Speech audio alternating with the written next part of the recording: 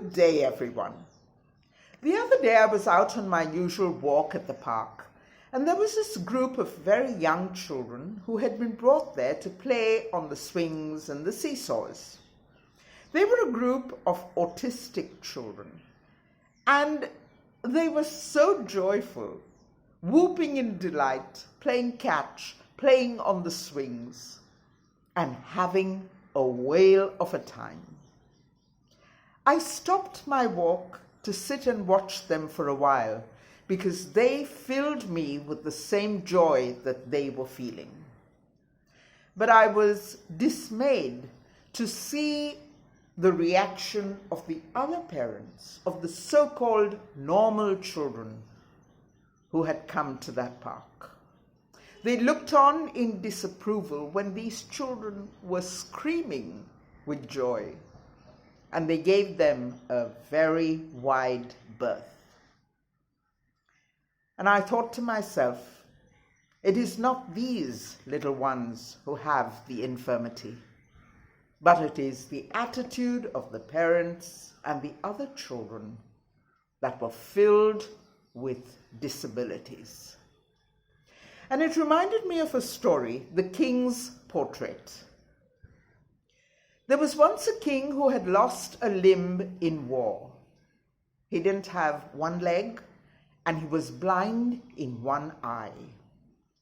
But he was well loved because he was a wise and benevolent king.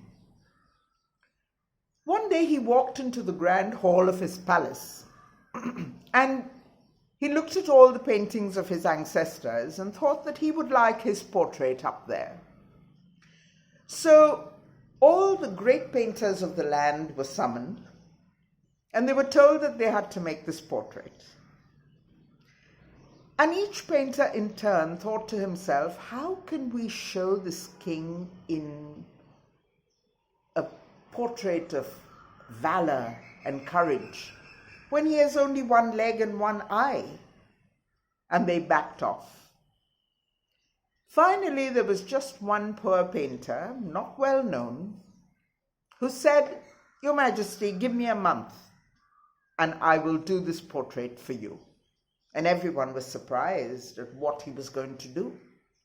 On the appointed day, they all gathered around the painting, and when it was unveiled, it was the most astounding painting ever. He had painted the king astride a horse in profile, the good leg in the stirrup on the side that we were now looking at. And atop that beautiful white stallion, the king was aiming a bow and arrow, shutting the one eye that he did not have, shutting it to take aim. The king and everyone else marveled at this portrait.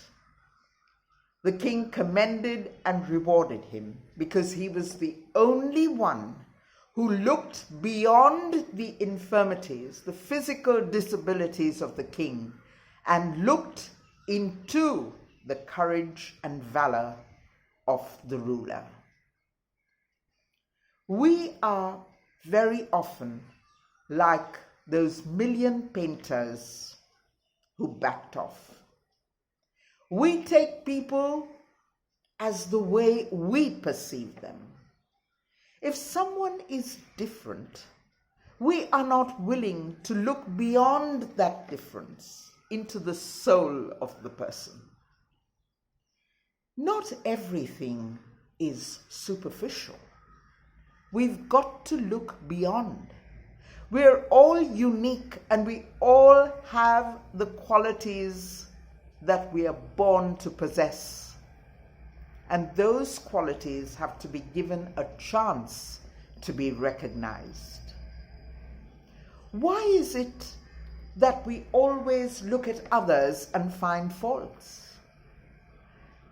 Very often in my past videos, I have quoted what I'm going to quote now. When I was in school, there was a movement called the moral rearmament. They used to visit school and give messages of encouragement and values. And I so remember one verse that they used to recite at every show. We're all the same underneath, aren't we? And we all like to share the same cup of tea. And when I point a finger at my neighbor, there are 3 pointing back at me. We all have flaws. But sometimes it is so easy for us to condone our own flaws, but magnify those in others. My friends, nobody is perfect. We are born with imperfections, and we've got to love ourselves and others for the uniqueness of those imperfections.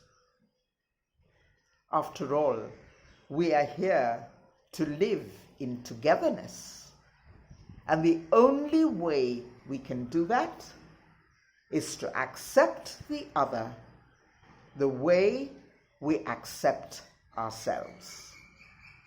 So let us from this day on look beyond imperfections and embrace the glorious, crazy, chaotic mess that we as individuals are, and that will make it so much easier to accept others too.